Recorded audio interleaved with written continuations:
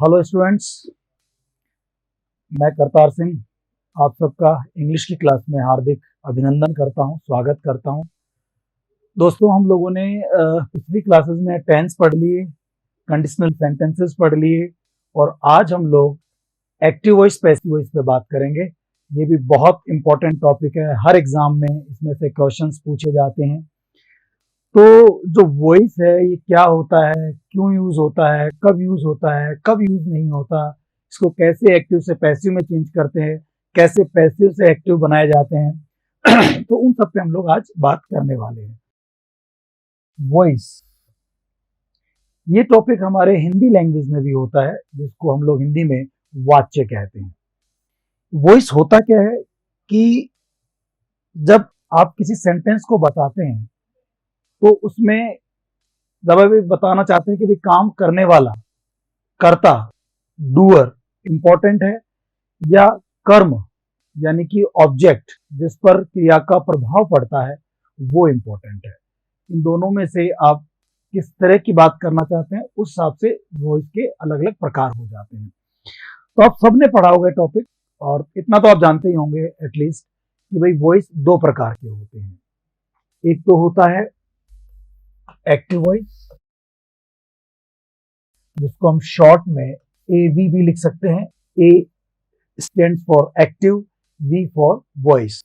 तो अगर मैं कभी एवी बोलता हूं तो आप समझ जाना कि ये एक्टिव वॉइस बोल रहे हैं।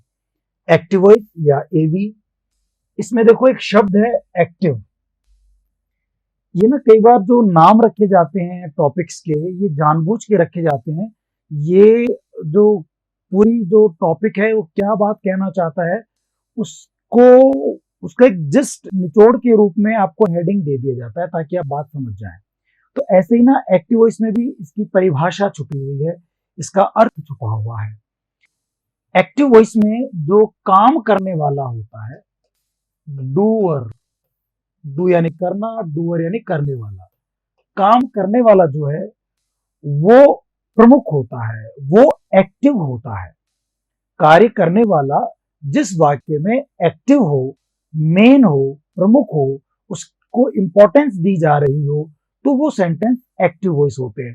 जब लोग काम करने वाले को इंपॉर्टेंस देते हैं तो उसे आप एक्टिव वॉइस कहते हैं।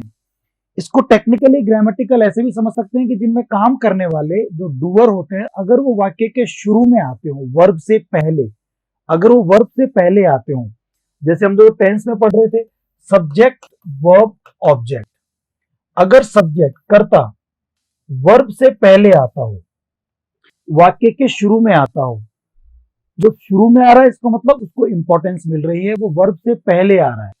तो जब कार्य करने वाला सब्जेक्ट वर्ब से पहले आता हो तो इसे हम लोग एक्टिव वॉइस कहते हैं, क्योंकि यहाँ काम करने वाला एक्टिव हो गया, तो ये एक्टिव वॉइस कहलाता है।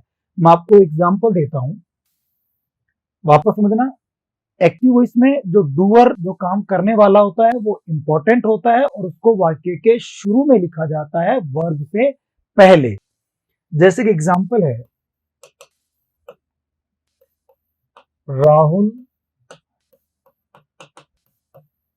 Killed a snake, Rahul killed a snake. अब देखना दोस्तों, समझने की कोशिश करो इसको आप। Rahul killed a snake, Rahul काम करने वाला है, क्या काम किया है इसने? किल्ड, मारने का काम किया। किसको मारा? राहुल ने स्नेक को मारा।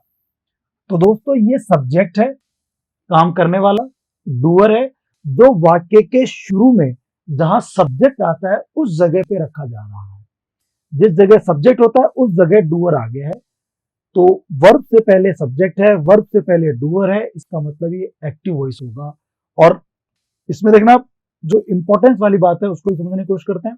राहुल किल्ड, किल्ड में देखो ईडी लगा हुआ है, अगर आपको ध्यान हो तो किल, किल्ड और किल्ड, ये किल की तीन फॉर्म होती हैं। किल फर्स्ट फॉर्म होती है, किल्ड वर्ब की सेकंड फॉर्म होती है और किल्ड ही वर्ब की थर्ड फॉर्म होती है। तो अब ये हमारे चक्कर पड़ेगा कि वर्ब की सेकंड फॉर्म है कि थर्ड फॉर्म है, क्योंकि दोनों ही फॉर्म सेम होती हैं। तो मैंने आपको जब टेंस पढ़ा रहा था बताया था कि जब भी कोई वर्ब अकेली आती हो, यहां किल्ड अकेली है, इसके साथ कोई हेल्पिंग वर्ब नहीं है, तो जब भी कोई वर्ब अकेली आती हो मींस बिना हेल्पिंग वर्ब के आती हो, बिना ऑक्सिलरीज के आती हो, तो वो वर्ब्स वर्ब की सेकंड फॉर्म होती है। ठीक है ना, अगर अकेली आती है। और अगर ये वर्ब किसी हेल्पिंग वर्ब के साथ आती हो, जैसे टेंस की बात करें तो हैज, हैव, हैड के साथ में आएंगी, तो फिर वो थर्ड फॉर्म होंगी। तो यहाँ ये वर्ब है, और वर्ब की कौन सी फॉर्म है दोस्तों?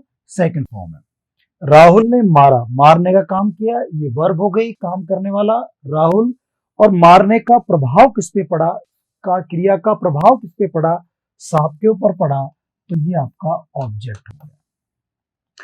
तो जिस सेंटेंस में पहले सब्जेक्ट हो, फिर वर्ब हो और फिर ऑब्जेक्ट हो, उन्हें आप एक्टिव वॉइस कहते हैं, टेक्निकली बात करें।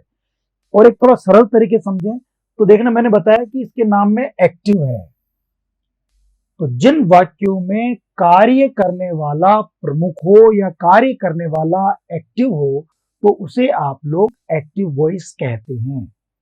जैसे इस सेंटेंस में अगर हम देखें, Rahul killed a snake, Rahul ने सांप मारा, तो लोग किसकी बात करेंगे? और राहुल ने सांप मारा, राहुल ने सांप मारा, राहुल ने सांप कैसे मारा, राहुल कहाँ रहता है, राहुल कैसा दिखता है, राहुल ने सांप को किस तरह से मारा। तो people are talking about Rahul, not about snake. तो जब लोग कार्य करने वाले की बात करते हो, उसको इंपॉर्टेंस देते हो, उसको एक्टिव रखा जाता हो, तो वो सेंटेंस एक्टिव वॉइस कहलाते हैं। बात समझ में आ गई दोस्तों आप लोगों को? तो ये एक्टिव वॉइस है जिनमें काम करने वाला डूअर प्रमुख होता है और वो वाक्य के शुरू में रखा जाता है, जिसको इंपॉर्टेंस दी जाती है, वो सेंटेंस एक्टिव वॉइस कहलाती है। अच्छा, एक वॉइस होती है passive voice. Passive voice active का ऑपोजिट होता है पैसिव। पैसिव वॉइस तो पी और वी से इसका शॉर्ट नाम बना सकते हैं, PV, AV, PV, active voice, passive voice. देखो, एक्टिव मतलब सक्रिय, जो काम कर रहा हो वो सक्रिय हो, इंपॉर्टेंट हो। और पैसिव मीन्स निष्क्रिय, मतलब जो काम नहीं कर रहा, जिसको इंपॉर्टेंस नहीं दे रहे। दोस्तों, आप लोगों ने एक वर्ड सुना होगा, पैसिव स्मोकिंग। पैसिव स्मोकिंग क्या होती है? जब कोई ना स्मोक खुद नहीं करता, कोई दूसरा स्मोक कर रहा है, वो धुआं ले रहा है, स्मोक कर रहा है और फिर धुएं को छोड़ रहा है। बगल में कोई और साथी बैठे हैं उस रूम में या बस में या किसी व्हीकल में, तो वो जो धुआं छोड़ रहा है, जो सिगरेट पी रहा है, जो स्मोक कर रहा है, जो बंदा बगल में बैठा है, वो उस धुएं को, स्मोक को अंदर ले रहा है। तो खुद तो स्मोक नहीं कर रहा, बट बगल वाले की सिगरेट का धुआं, बीड़ी का धुआं वो अंदर ले रहा है। स्मोकिंग तो वो भी कर रहा है, बट वो एक्टिवली नहीं कर रहा। That is passive smoking. ठीक है ना? तो पैसिव मतलब काम करने वाला इंपॉर्टेंट नहीं होता, काम इंपॉर्टेंट हो जाता है। यहाँ पे स्मोकिंग हो रही है, ये इंपॉर्टेंट है, कौन कर रहा है, कैसे कर रहा है, वो इंपॉर्टेंट नहीं है। तो इसे कहते हैं पैसिव। तो पैसिव में काम करने वाला इंपॉर्टेंट नहीं होता, काम इंपॉर्टेंट हो जाता है। तो अगर इसी वाक्य को हम पैसिव बनाते हैं तो क्या बनेगा? अभी तक देखो, मैंने आपको एक्टिव पैसिव को चेंज करना नहीं सिखाया, जैसा कि एग्जाम में पूछता है, लेकिन मैं वैसे ही आपका पिछला नॉलेज के हिसाब से पूछना चाह रहा हूं कि क्या इस वाक्य को जो बोर्ड पे दिया हुआ है, राहुल किल्ड अ स्नेक, क्या आप इसे पैसिव वॉइस में चेंज कर सकते हैं? Let's try. अगर आपको ध्यान हो, एक्टिव से पैसिव बनाते हैं तो सब्जेक्ट को ऑब्जेक्ट के पास ले जाते हैं, ऑब्जेक्ट को उठा के सब्जेक्ट पे ले आते हैं, क्योंकि यहाँ तो काम करने वाला इंपॉर्टेंट होता है, इसलिए वो शुरू में आता है। पैसिव वॉइस में काम इंपॉर्टेंट होता है, तो वो काम, वो ऑब्जेक्ट वाक्य के शुरू में आएगा। तो ए स्नेक शुरू में आएगा, राहुल लास्ट में जाएगा। अगर कुछ और याद आ रहा हो तो उससे जब उसको लास्ट में ले जाते हैं तो पहले बाय भी लगाते हैं हम लोग। ये सब रूल मैं आपको बकायदा समझाऊंगा, आपको मैं पूरा पीपीटी के थ्रू आपको नोट्स मिलेंगे वो वाली चीजें, बट एक बार हम लोग वर्बली वैसे समझ लेते हैं। तो सबसे पहले ऑब्जेक्ट आएगा, राहुल लास्ट में जाएगा और बाय आएगा, और एक और वर्ब को चेंज करते हैं, उसको भी हम समझने की कोशिश करते हैं। तो इसका पैसेज क्या बनेगा? A snake.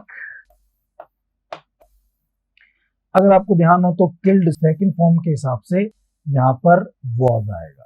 ये क्यों आता है इसका नियम हम लोग अभी थोड़ी देर में समझेंगे। A snake was killed, a snake was killed, फिर बाई आता है और फिर राहुल आता है। ठीक है दोस्तों, a snake was killed by Rahul. हमने क्या किया, सबसे पहले ऑब्जेक्ट ए स्नेक को उठा के शुरू में लिया है, पहला स्टेप हमारा ये है। हमने वॉज लगाया, आपको ध्यान हो तो वॉज बी का सेकंड फॉर्म है और यहाँ पर सेकंड फॉर्म है।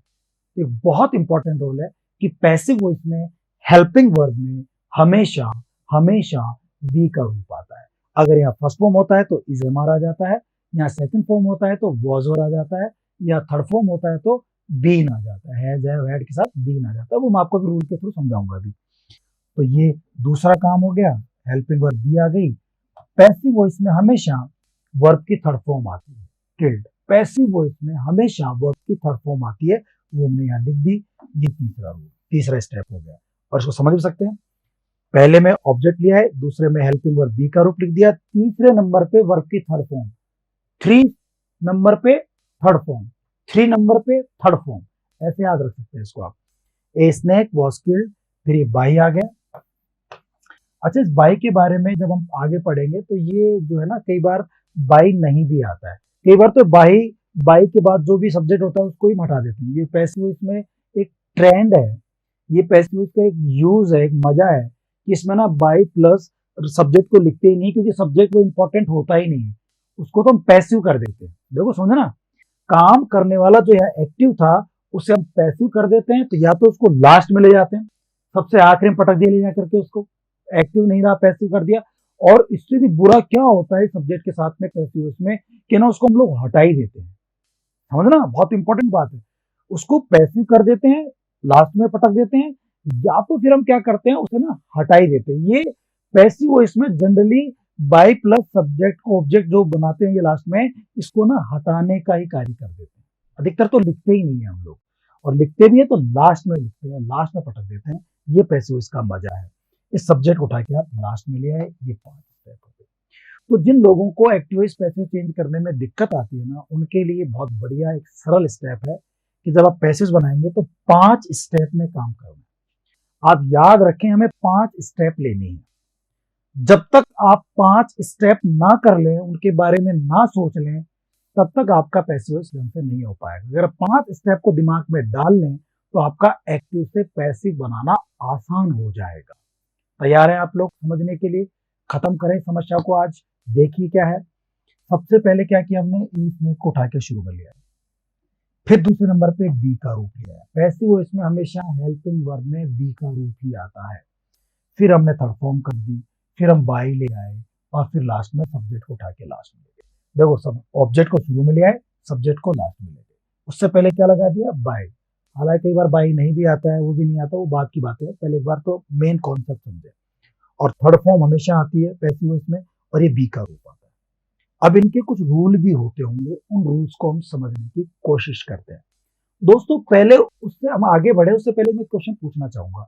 ये जो राहुल किल्ड अ स्नेक है, मेरे क्वेश्चन को ध्यान समझना।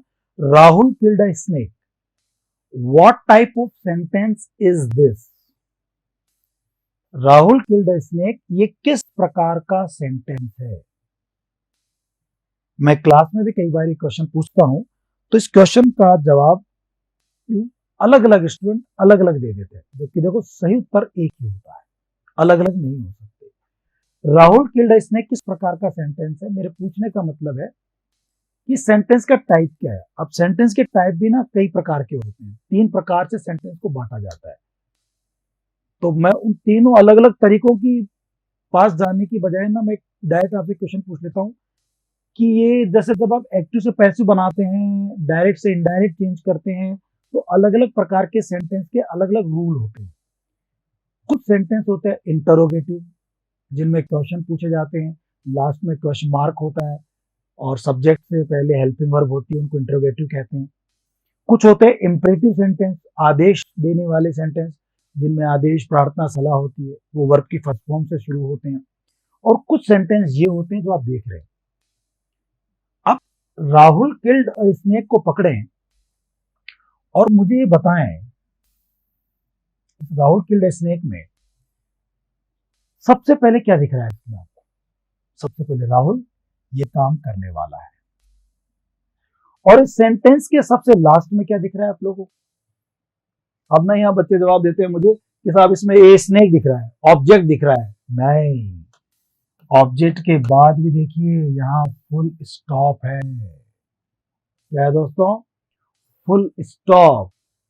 ये इससे फर्क पड़ता है कि लास्ट में फुल स्टॉप है, कि लास्ट में क्वेश्चन मार्क है, कि लास्ट में एक्सक्लेमेटरी सेंटेंस है, एक्सक्लेमेटरी साइन है। एक्सक्लेमेटरी सेंटेंस में एक्सक्लेमेटरी साइन आता है, इंट्रोगेटिव सेंटेंस में इंट्रोगेटिव मार्क या क्वेश्चन मार्क आता है। और ये जो सेंटेंस देख रहे हैं जिसके शुरू में सब्जेक्ट है और लास्ट में फुल स्टॉप है, इन सेंटेंस को क्या कहते हैं? याद आया कुछ आप लोगों को? यस, इन सेंटेंस का नाम होता है असर्टिव सेंटेंस। असर्टिव सेंटेंस या फिर इसका एक नाम हो रहा है डिक्लेरेटिव सेंटेंस। क्या होते हैं ये? कि जब कोई स्पीकर अपनी बात को असर्ट करना चाहता है, अपनी बात को कहना चाहता है, डिक्लेयर करना चाहता है, बात को डिक्लेयर करना चाहता है सबके सामने, तो उसको डिक्लेरेटिव कहते हैं, या असर्ट करना चाहता है इसलिए उसको असर्टिव सेंटेंस कहते हैं। इनमें क्या होता है? सब्जेक्ट शुरू में आता है और लास्ट में फुल स्टॉप आता है, क्वेश्चन मार्क नहीं आता, लास्ट में एक्सक्लेमेटरी साइन नहीं आता, इनके लास्ट में फुल स्टॉप आता है। ठीक है ना? तो ये होता है असर्टिव सेंटेंस, ये होते हैं डिक्लेरेटिव सेंटेंस। तो अब हमारा अगला पॉइंट ये होगा कि असर्टिव सेंटेंस को या डिक्लेरेटिव सेंटेंस को एक्टिव से पैसिव में कैसे चेंज किया जाता है, उस पर हम लोग बात करने वाले हैं। देखिए, हमारा अगला हेडिंग है एक्टिव पैसिव में असर्टिव सेंटेंस। आज की क्लास में हम लोग असर्टिव सेंटेंस पे बात करेंगे। असर्टिव सेंटेंस, असर्टिव सेंटेंस के बारे में क्या बताया आपको मैंने? इनके शुरू में ना सब्जेक्ट होते हैं और इनके लास्ट में फुल स्टॉप होता है। पहचान लें इस बात को। जब बात को आप असर्ट करना चाहते हो तो शुरू में सब्जेक्ट होंगे और लास्ट में फुल स्टॉप होंगे। बट एक बात और ध्यान रखना, आपने एक सेंटेंस के प्रकार मैंने आपको बताया जब मैं टेंस पढ़ा रहा था आप लोगों को, वहां अगर आपको ध्यान हो तो एक था एफर्मेटिव सेंटेंस, ध्यान है, सकारात्मक, एक था नेगेटिव सेंटेंस, एक था इंटरोगेटिव सेंटेंस, और फिर इंटरोगेटिव नेगेटिव सेंटेंस भी होते हैं। इंट्रोगेटिव में तो क्या होता है, जो हेल्पिंग वर्ब होती है ना वो सब्जेक्ट से पहले आती है, मतलब सब्जेक्ट शुरू में नहीं आता और लास्ट में फुल स्टॉप भी नहीं आता, इनमें लास्ट में क्वेश्चन मार्क आता है। पढ़ाया था आपको मैं टेंस में। लेकिन अगर आपको ध्यान हो तो एफर्मेटिव में भी शुरू में सब्जेक्ट आता है और लास्ट में फुल स्टॉप आता है, और नेगेटिव में भी शुरू में सब्जेक्ट आता है और लास्ट में फुल स्टॉप आता है। बस नेगेटिव में बीच में नॉट आता है, और नॉट कभी अकेला नहीं आता, वो हेल्पिंग वर्ब के साथ में आता है। बट इन दोनों में देखो आप, एफर्मेटिव में और नेगेटिव में, दोनों में सब्जेक्ट शुरू में है और लास्ट में दोनों में फुल स्टॉप है। तो ये दोनों जो सेंटेंस है एफर्मेटिव नेगेटिव, ये दोनों असर्टिव सेंटेंस में आते हैं। असर्टिव सेंटेंस का मतलब होता है अपनी बात को असर्ट करना, अपनी बात को कहना। तो आप ऐसे भी कह सकते हैं कि मैं बाजार जाता हूं, अफर्मेटिव। मैं ये भी तो कह सकता हूं मैं बाजार नहीं जाता। तो दोनों तो बातें हैं, दोनों सूचनाएं हैं। आप जब सूचना किसी को देना चाहते हैं, इंपार्ट करना चाहते हैं, तो उन्हें असर्टिव सेंटेंस कहते हैं। ये एफर्मेटिव सकारात्मक भी हो सकती हैं और ये नकारात्मक भी हो सकती हैं। मैं पार्टी में जाऊंगा ये भी कह सकते हैं, और किसी को ये सूचना दे सकते हैं कि मैं पार्टी में नहीं जाऊंगा। तो एफर्मेटिव और नेगेटिव दोनों ही प्रकार के सेंटेंस असर्टिव सेंटेंस में आते हैं। ठीक है दोस्तों, तो असर्टिव सेंटेंस की पहचान क्या होती है? इनमें शुरू में सब्जेक्ट होता है और इनमें लास्ट में फुल स्टॉप होता है। ठीक है ना? अब इन असर्टिव सेंटेंस को एक्टिव से पैसिव में कैसे चेंज करेंगे? तो सबसे पहले इसके हम लोग दो रूल पढ़ लेते हैं, उसके बाद हम इसके एग्जाम्पल्स करेंगे। फिर उसके बाद रूल नंबर 3, 4 और 5, जो 5 स्टेप पढ़ी थी ना, उन पांचों स्टेप को समझने की कोशिश करेंगे। असर्टिव सेंटेंस की अगर हम बात करें दोस्तों, तो असर्टिव सेंटेंस में चेंज करना हो एक्टिव से पैसिव में तो रूल नंबर 1, पहला रूल जो आपने बात भी करी थोड़ी देर पहले, जो सब्जेक्ट होता है ना एक्टिव वॉइस का, उसे पैसिव वॉइस में बाय प्लस ऑब्जेक्ट के रूप में चेंज कर देते हैं। एक्टिव वॉइस के सब्जेक्ट को बाय प्लस ऑब्जेक्ट कर देते हैं, ठीक है ना। बाय को मैं ब्रैकेट में लिख रहा हूं, इसका मतलब होता है कि बाय आ भी सकता है और हो सकता है बाय ना भी आए। बाय की जगह पे कोई दूसरे प्रपोजिशन आ जाए, बाय एक प्रपोजिशन है, हो सकता है कोई दूसरे प्रपोजिशन आ जाए। कई बार एट आ जाता है, कई बार विथ आ जाता है, कई बार टू आ जाता है, कई बार इन आ जाता है। कब कब आते हैं, क्या क्या सिचुएशंस होती हैं, वो सब मैं आपको बताऊंगा। बट फिलहाल मोटे रूप पे याद रखें कि सब्जेक्ट को हम लोग बाय प्लस ऑब्जेक्ट के रूप में चेंज कर देते हैं। सब्जेक्ट को ऑब्जेक्ट, ऑब्जेक्ट को सब्जेक्ट। अच्छा, आजकल एक ट्रेंड और चल रहा है आरपीएससी के या और भी एग्जाम्स एजेंसीज के जो क्वेश्चंस हैं उनके अंदर, कि वो न केवल आपसे एक्टिव से पैसिव चेंज करवाता है, बल्कि वो उल्टा भी कर लेता है। पैसिव वॉइस से आपसे वो एक्टिव वॉइस भी चेंज करवा लेता है, उल्टा भी करवा लेता है। तो कोई दिक्कत नहीं है, सब्जेक्ट को ऑब्जेक्ट, ऑब्जेक्ट को सब्जेक्ट। मैंने इस एरो को दोनों तरफ कर दिया है, सब्जेक्ट का ऑब्जेक्ट बना सकते हैं, ऑब्जेक्ट का सब्जेक्ट बना सकते हैं। अब देखो यहाँ कोई दिक्कत नहीं आती। थोड़ी देर पहले राहुल सब्जेक्ट था, या कोई मान लो राम सब्जेक्ट है, तो राम को पैसिव वॉइस में क्या कर देंगे हम लोग, बाय राम। और पैसिव से एक्टिव बनाना है तो बाय राम को राम कर देंगे। तो नाम आ जाए, नाउन आ जाए, तब तो वो जैसे है वैसे ही सब्जेक्ट में भी रहेंगे, ऑब्जेक्ट में भी रहेंगे। लेकिन जो प्रोनाउंस होते हैं, जो इनकी जगह पे काम आते हैं, नाउन के स्थान पर जो प्रोनाउन यूज होते हैं हमारे, उनके क्या होते हैं, इंग्लिश में ना सब्जेक्टिव फॉर्म अलग होती हैं और ऑब्जेक्टिव फॉर्म उनकी अलग होती हैं। जैसे मैं आपको एग्जांपल दूं, राम का प्रोनाउन होता है ही। अब ही को अगर आप ऑब्जेक्ट बनाएंगे ना तो ही नहीं रहेगा। जैसे राम का तो राम रह गया, राहुल का राहुल रह गया, सीता का सीता रह जाएगा, लेकिन ही का ऑब्जेक्ट ही नहीं रहेगा। ही का ऑब्जेक्ट आप करेंगे बाय हिम। ये इन मैंने ऐसे लगा दिया, इसका मतलब बाय ही आएगा, दोबारा नहीं लिखा, बाय हिम ऐसा हो जाएगा। और हिम को चेंज करेंगे ही के अंदर। ऐसे अगर लड़की होती तो शी का क्या करेंगे हम, बाय हर। ऐसे अगर यहाँ पे आई होता तो आई का हो जाएगा बाय मी का हो जाएगा आई। अगर यहाँ वी होता तो वी का हो जाएगा अस का हो जाएगा वी। अगर दे होता तो दे का हो जाएगा देम का हो जाएगा दे। अगर यहाँ यू होता तो यू का रहेगा यू का सब्जेक्ट भी यू रहता है और यू का सब ऑब्जेक्ट भी यू होता है। जैसे यू लाइक मी, तुम मुझे पसंद करते हो, यू सब्जेक्ट है। आई लाइक यू, मैं तुम्हें पसंद करता हूं। तो देखो आई का तो मी हो गया, मी का आई हो गया, लेकिन you like me, I like you, दोनों सेंटेंस होते हैं ना, तो दोनों में यू है, सब्जेक्ट भी यू है, ऑब्जेक्ट भी यू है। यू के रूप सब्जेक्ट ऑब्जेक्ट में सेम होते हैं। और ऐसा एक प्रोनाउन हो रहा है इट, उसके बिना इट को भी हम लोग इट में ही चेंज करते हैं। I like it, I like it object है, इट इज माइन ये मेरा है, इट यहाँ सब्जेक्ट है। तो इट का सब्जेक्टिव फॉर्म भी इट होता है और इट का ऑब्जेक्टिव फॉर्म भी इट होता है। तो ही को बाय हिम में चेंज कर देंगे, हिम का ही चेंज कर देंगे, शी का हर का शी, आई का मी का आई, वी का अस का वी, दे का देम का दे, यू का यू, इट का इट। अच्छा, मैं थोड़ी देर पहले आपको बोल रहा था कि पैसिव वॉइस में ये पैसिव वॉइस में जो सब्जेक्ट होता है ना हमारा, उसको ना हम लोग कोई वैल्यू नहीं देते हैं, उसको इंपॉर्टेंस नहीं देते हैं।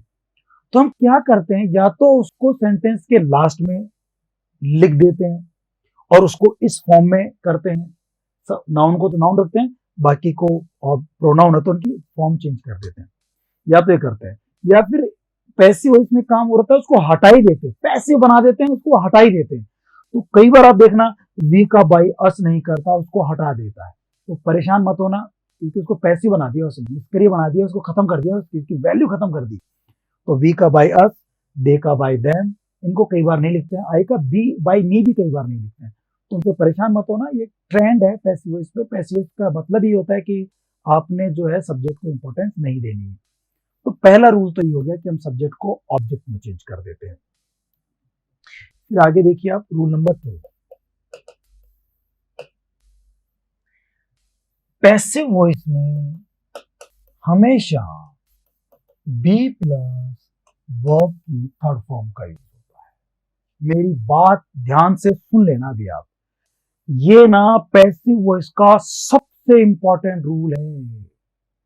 जैसे नहीं होता किसी साधु की जान, किसी तांत्रिक की जान उसके किसी तोते के अंदर फंसी पड़ी रहती है, ऐसे ना हमारे पैसिव वॉइस की जान इस रूल नंबर 2 में भरी पड़ी है। ये अगर आपको आ गया ना तो पैसिव वॉइस क्लियर है, इस पे पकड़ बना लो। बाकी के सारे रूल का काम 20% है, इस अकेले रूल का काम 80% है। अगर आपको ये रूल पकड़ में आ गया ना तो ये मान लीजिए 80% क्वेश्चन आप सॉल्व कर सकते हैं, और बाकी 20% के लिए ना हम लोगों को भी 4-5 घंटे और पढ़ना पड़ेगा, और ये अगला 4-5 मिनट में क्लियर हो जाएगा आपको। इसको बहुत ध्यान समझें आप लोग।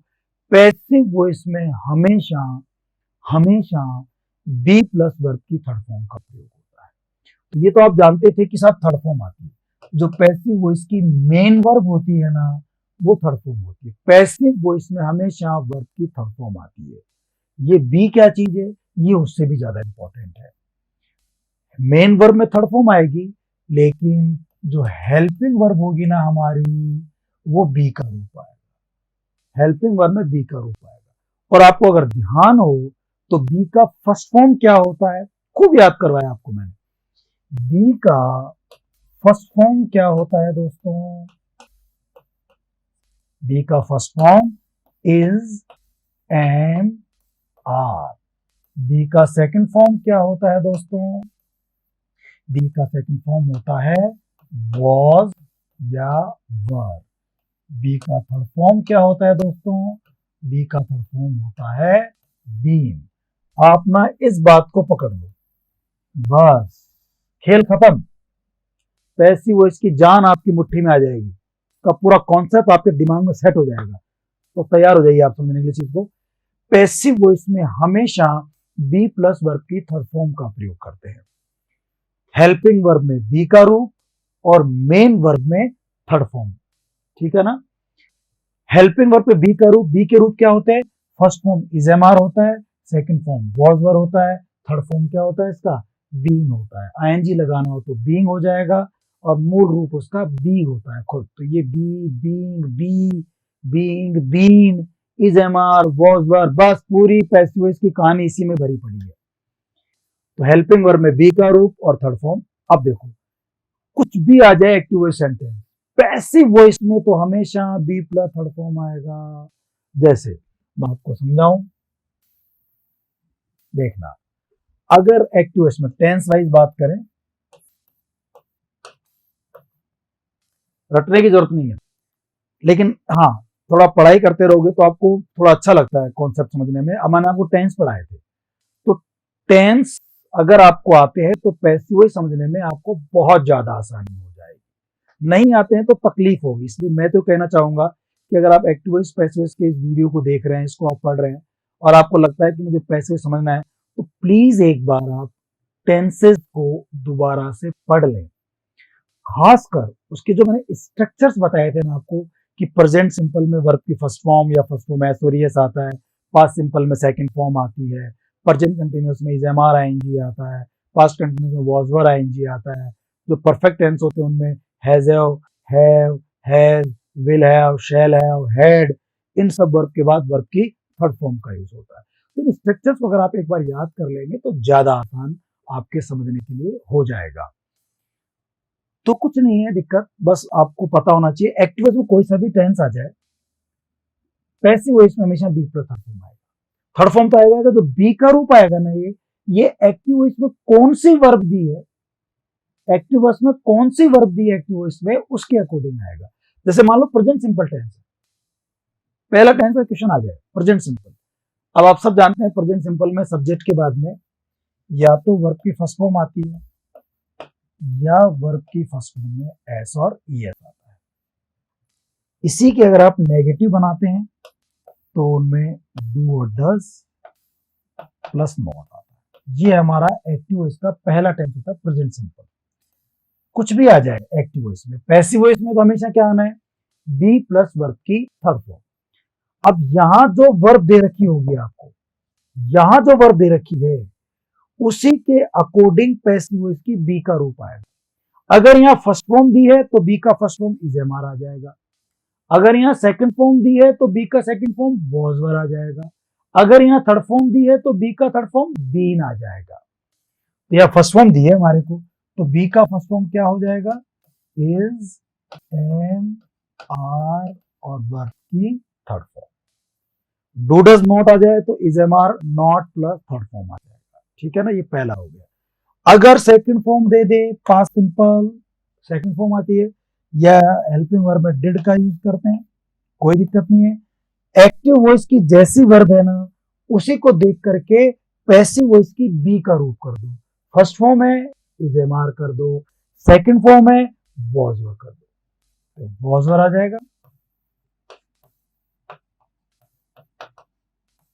और वर्ब की कौन सी फॉर्म हो जाएगी दोस्तों, थर्ड फॉर्म हो जाएगी। बिल्कुल समझ में आ गया। फर्स्ट फॉर्म आ जाए तो बी की first form is am are, second form आ जाए तो बी की सेकेंड फॉर्म वॉज वर, और वर्ब की कौन सी फॉर्म करनी है हम लोगों को, थर्ड फॉर्म करनी है। थर्ड फॉर्म तो हमेशा आएगी आएगी, कोई डाउट ही नहीं है। बी का रूप भी हमेशा आएगा, लेकिन बी का रूप चेंज होगा एक्टिव वॉइस की वर्ब के अकॉर्डिंग। फर्स्ट फॉर्म है तो is am are, second form है तो वॉज वर, थर्ड फॉर्म आ जाएगा तो बीन आएगा। आगे हम उसी को देखते हैं। देखिए third form, yes my dear students, third form कभी भी अकेली नहीं आती, हमेशा हमेशा हेल्पिंग वर्ब के साथ आती है। अब थर्ड फॉर्म जितने भी हमारे परफेक्ट टेंस थे ना उनमें सब में यूज की थी। तो अगर हम प्रेजेंट परफेक्ट की बात करें तो वहां हैज हैव के साथ थर्ड फॉर्म आया था। अगर हम पास्ट परफेक्ट की बात करें तो हैड के साथ थर्ड फॉर्म आया था। फ्यूचर परफेक्ट की बात करें तो विल हैव, शैल हैव के बाद थर्ड फॉर्म आया था। तो एक्चुअली इसमें हैव ही होता है, तो हैव तो पहले लिख चुके हैं। तो इनके बाद थर्ड फॉर्म आती है एक्टिव वॉइस। पैसिव वॉइस बनाना हो तो बी का रूप आएगा और वर्ब की थर्ड फॉर्म आएगी। बी का रूप किसके अकॉर्डिंग आता है, एक्टिव वॉइस की वर्ब के अकॉर्डिंग आता है। अब यहां पर एक्टिव वॉइस के अंदर वर्ब कौन सी दे रखी है हमारे को, थर्ड फॉर्म दे रखी है। तो बी का थर्ड फॉर्म क्या होता है, क्या होता है दोस्तों, खूब याद करा चुका आपको मैं, बीन होता है। बी का first form is am are, B का second form was were, be का थर्ड फॉर्म बीन। गुड। तो यहाँ क्या होगा, थर्ड फॉर्म के लिए बीन कर देंगे, लेकिन जो हैज हैव हैड है इनके बाद बीन लगाएंगे, फिर थर्ड फॉर्म कर देंगे। तो हैज हैव अगर आता है तो ये आएगा, हैड आता है तो ये आएगा, और इनके बाद ना आप क्या करेंगे, बीन लगा देंगे और फिर वर्ब की थर्ड फॉर्म।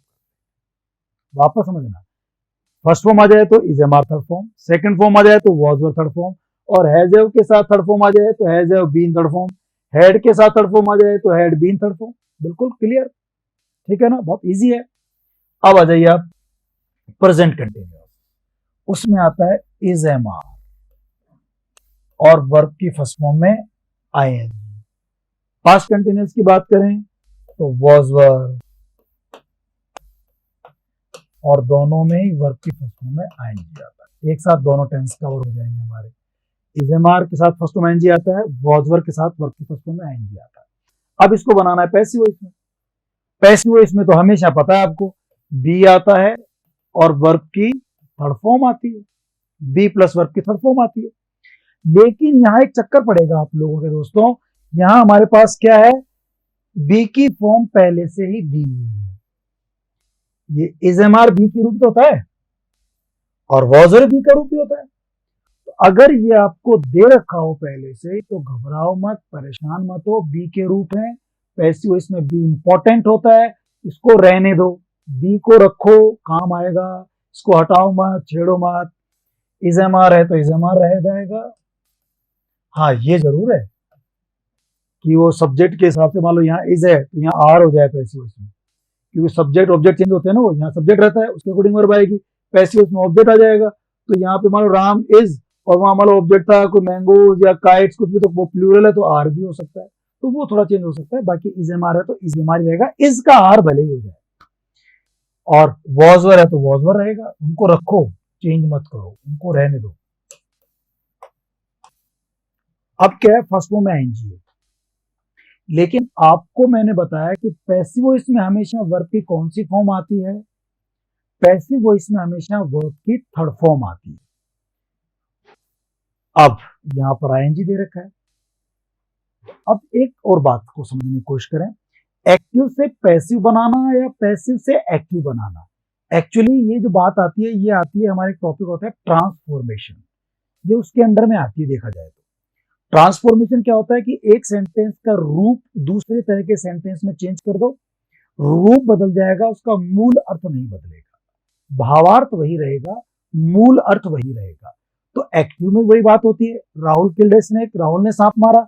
पैसिव में वही बात होती है, a snake was killed by Rahul, एक सांप राहुल के द्वारा मारा गया।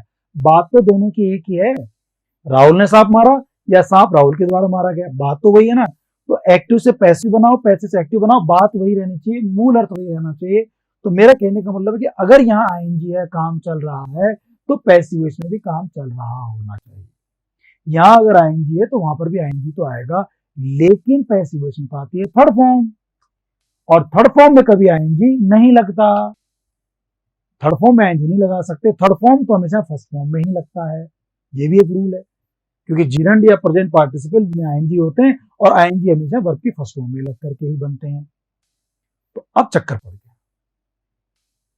और जब जब पैसिव वॉइस में इस तरह का वर्ब में चक्कर पड़ जाए, वर्ब को चेंज करने, तो दोस्तों आपकी हमेशा हमेशा जो मदद करेगा ना, वो बी ही करेगा। बी, एक्चुअली ये बी सबसे इंपॉर्टेंट है पैसिव वॉइस में, थर्ड फॉर्म से भी ज्यादा इंपॉर्टेंट है, ये हमेशा मदद करेगा। तो अब क्या करना है अपने को, इजेमार तो लिख दिया, वॉजर तो लिख दिया, अब इसमें बी दे रखा है, मतलब बी नहीं दिया हुआ, इसमें फर्स्ट में आईएनजी दिया हुआ है, थर्ड फॉर्म करनी है। तो आप क्या करेंगे, बी को ले लेंगे, और इस बी में ना आप आईएनजी का यूज कर देंगे, बी, इसमें आप आईएनजी का यूज कर देंगे, और फिर इसके बाद आप वर्ब की थर्ड फॉर्म कर देंगे। तो थर्ड फॉर्म भी हो गई और आईएनजी भी आ गया। ये आईएनजी के लिए लाने के लिए मदद किसने की, हमारी बी ने। तो बी में क्या जोड़ दिया हम लोगों ने, आईएनजी जोड़ दिया, तो बीइंग हो गया। तो अब आपको याद क्या रखना है, इजेमार के साथ फर्स्ट फॉर्म में आईएनजी आ जाए तो is am are plus being plus third form करना है। वॉजवर के साथ फर्स्ट फॉर्म में आईएनजी आ जाए तो was were plus being plus verb की थर्ड फॉर्म कर देना है। ये दोनों टेंस हमारे से क्लियर हो जाते हैं। बीइंग आपको एक अलग चीज आ गई, इसमें याद रखना है।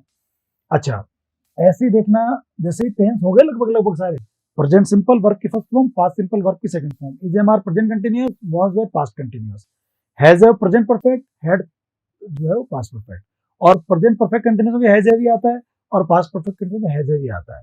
बट उनमें क्या होता है, प्रेजेंट परफेक्ट कंटीन्यूअस में हैज हैव बीन और आईएनजी आता है।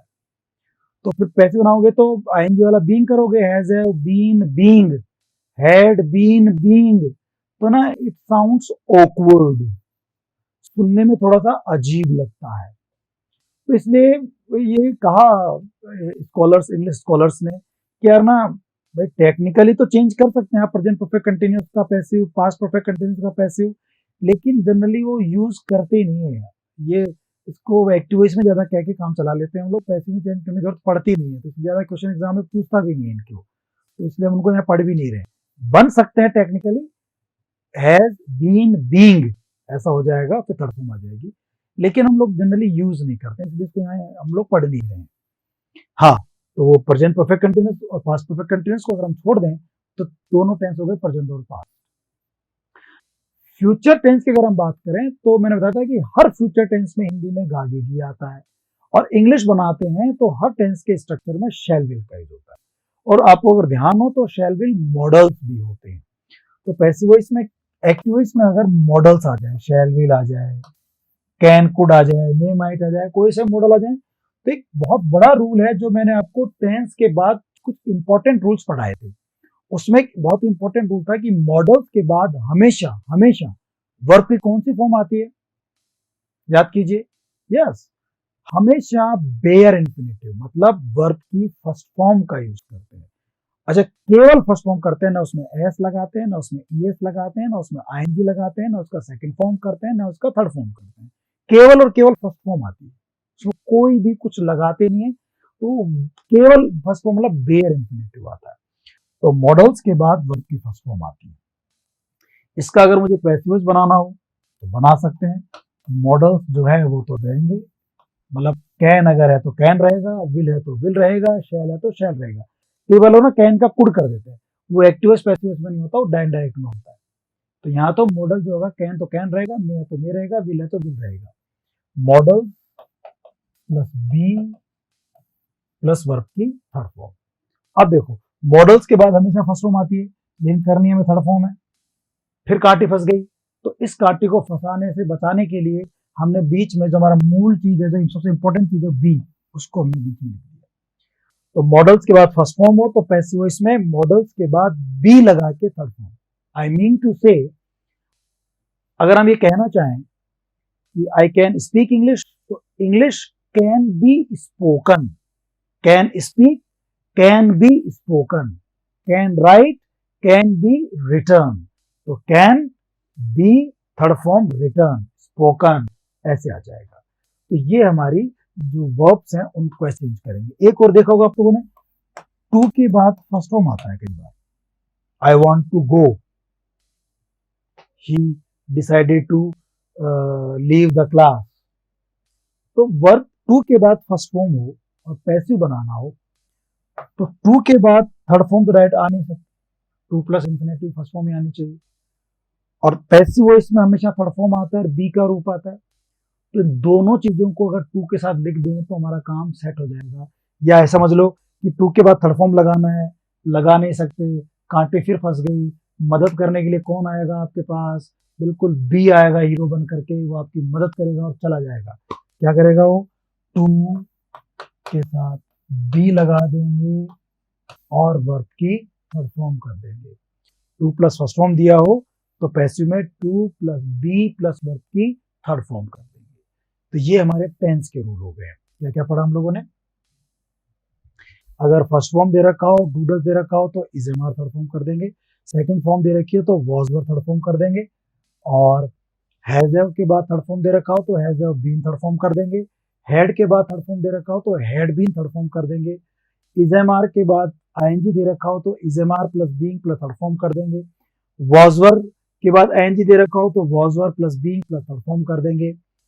मॉडल्स के बाद फर्स्ट फॉर्म हो तो modal plus be plus third form कर देंगे। टू के बाद फर्स्ट फॉर्म हो तो to plus be plus verb की थर्ड फॉर्म कर देंगे। जनरल जो रूल है हमारे जनरल इंग्लिश से वो इतने होते हैं। ये सब चीजें, दो रूल पढ़े हम लोगों ने। एक तो सब्जेक्ट का ऑब्जेक्ट, ऑब्जेक्ट का सब्जेक्ट, सब्जेक्ट का जब ऑब्जेक्ट बनाते हैं उससे पहले बाई भी लगा देते हैं। और एक ये पैसिव वॉइस में हमेशा बी प्लस वर्ब की थर्ड फॉर्म का प्रयोग होता है। ठीक है ना? इतनी बात समझ में आ गई आप लोगों को? एक क्वेश्चन देखिए आप लोग, जो मैंने आपको थोड़ी देर पहले बताया था। देखिए ये वाला, राहुल की डेथ में, इसके ऊपर वापस समझते हैं। सब्जेक्ट, ये वर्ब की कौन सी फॉर्म बताई थी आपको मैंने? Second form, killed. और ये ऑब्जेक्ट। अब ये जो वाक्य है ना, ये आपको समझ में आ जाएगा दो रूल की वजह से। सबसे पहले क्या किया हमने? ऑब्जेक्ट को उठाया और हम शुरू में ले आए, ए स्नेक। राहुल को ले गए लास्ट में, ले गए, उससे पहले लगा दिया बाय। तीन स्टेप हो गई पांच में से, एक, चौथी और पांचवी। अब ये जो दूसरी तीसरी स्टेप थी ना, ये इस वर्ब से है। वर्ब क्या है हमारे पास? किल्ड। किल्ड वर्ब की कौन सी फॉर्म है? Second form. पैसिव वॉइस में हमेशा क्या आता है? बी प्लस वर्ब की थर्ड फॉर्म। तो सेकंड फॉर्म को देख के बी की सेकंड फॉर्म क्या होगी? वॉज या वर। अब वॉज लगाएं कि वर लगाएं? अब देखो ऑब्जेक्ट क्या है हमारा? ऑब्जेक्ट था a snake. A snake singular है कि प्लूरल है? सिंगुलर है। तो सिंगुलर में वॉज आएगा कि वर आएगा? वॉज आएगा। A snake was. Third form तो हमेशा आनी आनी है। किल्ड की सेकंड फॉर्म भी किल्ड होती है, थर्ड फॉर्म भी किल्ड होती है। तो a snake was killed by Rahul. ये वाला वाक्य समझ में आ गया दोस्तों आप लोगों को? पूरी बात क्लियर हो गई? अब ना इसके बाद हम लोग कुछ एग्जांपल्स भी पढ़ सकते हैं, लेकिन उससे पहले सब चीजें पढ़ाई, इसका मैं एक बार और रिवाइज करवा देता हूं आप लोगों को। देखिए, हम पढ़ रहे हैं वॉइस। वॉइस वाच्य दो प्रकार की होती है, एक्टिव वॉइस एक पैसिव वॉइस। एक्टिव वॉइस को शॉर्ट में एवी, पैसिव वॉइस को शॉर्ट में पीवी। एक्टिव वॉइस और पैसिव वॉइस। एक्टिव वॉइस में क्या होता है, इनमें कार्य करने वाला जो डूअर होता है प्रमुख होता है, वाक्य के शुरू में सब्जेक्ट के रूप में आता है। जैसे एग्जांपल है राहुल किल्ड अ स्नेक, अभी जो थोड़े पहले पढ़ा हम लोगों ने। पैसिव वॉइस में क्या होता है, ऑब्जेक्ट प्रमुख होता है, कर्म प्रमुख होता है, और इसे वाक्य के ना शुरू में सब्जेक्ट के रूप में लेकर आते हैं। शुरू में आता है सब्जेक्ट के रूप में, सब्जेक्ट मतलब डूअर नहीं है, डूअर अलग चीज होती है, सब्जेक्ट अलग चीज होता है, सब्जेक्ट जो वर्ब से पहले होता है।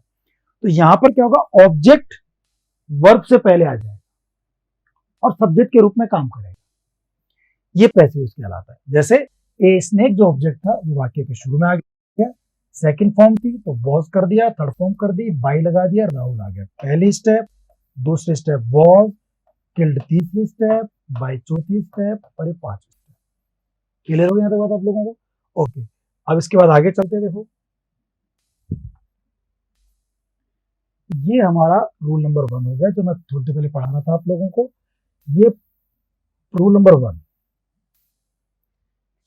एक्टिव वॉइस से जब पैसिव वॉइस बनाते हो ना आप लोग,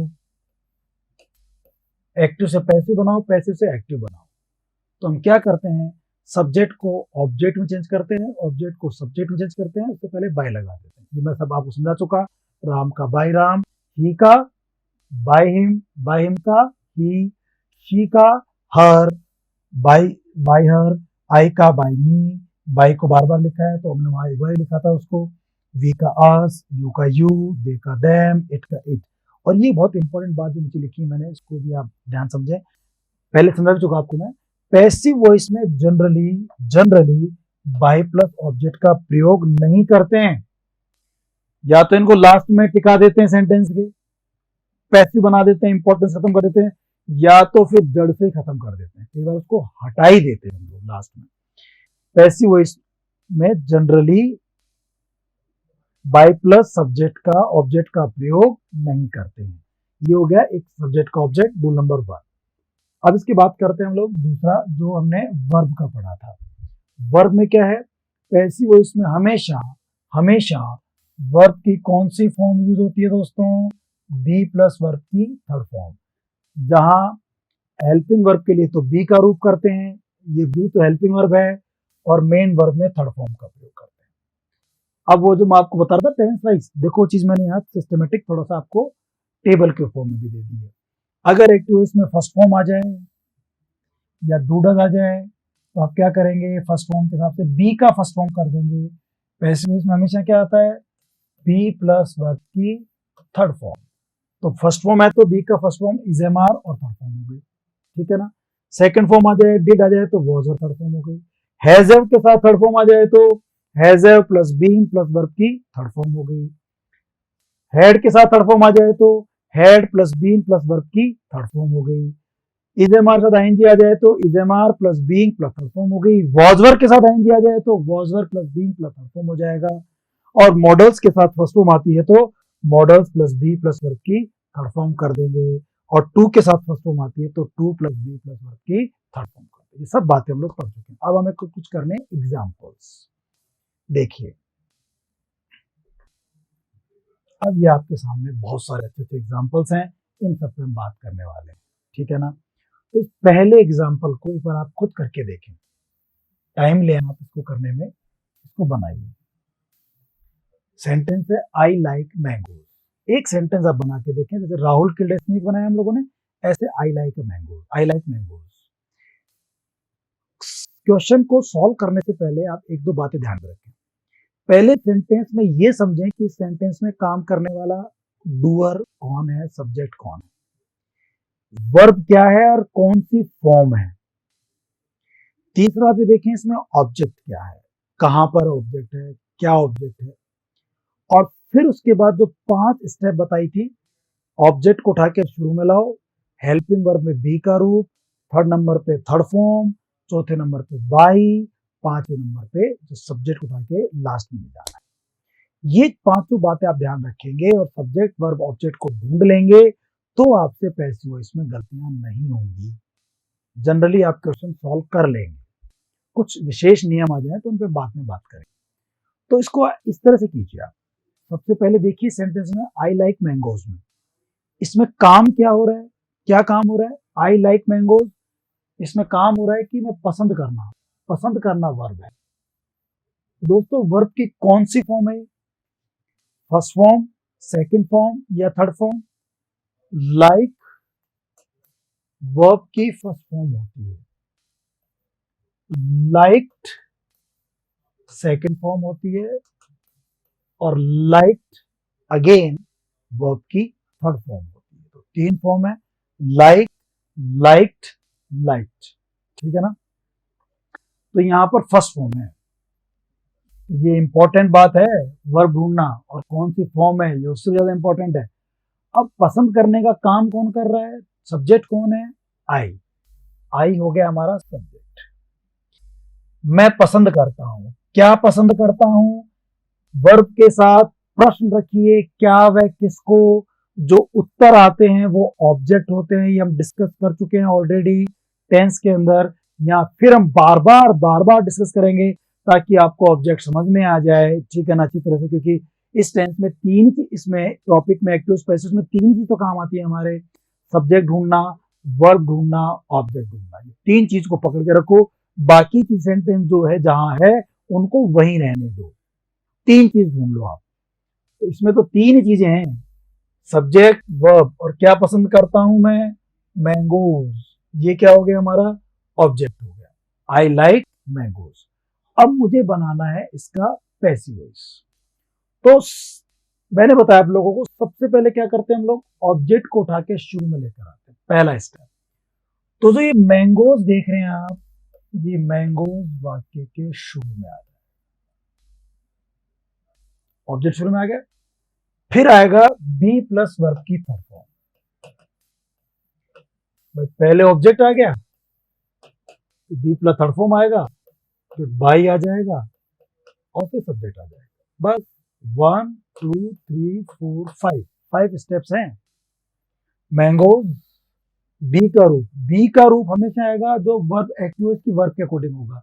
अगर वर्ब की फर्स्ट फॉर्म है तो is am are, second form है तो वॉज वर, थर्ड फॉर्म है तो बीन, ठीक है ना। और बाकी रूल पढ़ाए थे आपको मैंने। तो यहाँ वर्ब की कौन सी फॉर्म है दोस्तों हमारे पास, फर्स्ट फॉर्म है, फर्स्ट फॉर्म है तो इज एम आर आएगा। अब मैंगोज के साथ में इज आएगा, एम आएगा कि आर आएगा, इज एम आर में से क्या आएगा, आप देखो मैंगोज सिंगुलर है कि प्लूरल है, ये प्लूरल है, मैंगोज, मैंगो सिंगुलर होता है, मैंगोज प्लूरल होता है, तो प्लूरल है तो इज एम आर में से हम लोग क्या लगा देंगे, आर लगा देंगे, मैंगोज आर।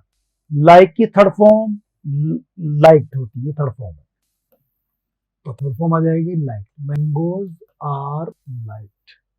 तो ऑब्जेक्ट आ गया, बी आ गया, थर्ड फॉर्म आ गई, अब क्या आ जाएगा, बाई आ जाएगा, तो बाई।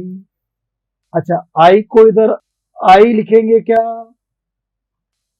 आई को आई लिखेंगे क्या, नहीं, आई का सब्जेक्टिव फॉर्म आई होता है बट ऑब्जेक्टिव फॉर्म इसका मी होता है, तो यहाँ आई नहीं आएगा, यहाँ मी आएगा।